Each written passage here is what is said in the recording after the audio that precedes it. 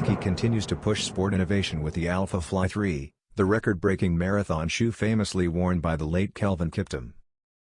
This upcoming version introduces a striking white, soft pearl, hyper crimson and black mix with mismatched swooshes across its knit upper, while the ZoomX midsole grabs most of the attention.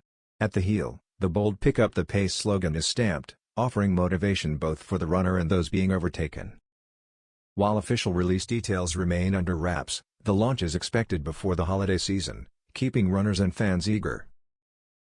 With its mix of performance engineering and stylish flair, the Alphafly 3 remains a powerful statement of Nike's ongoing dominance in racing footwear, combining speed, design, and inspiration into one standout package that reinforces its link to world record achievements on the marathon stage.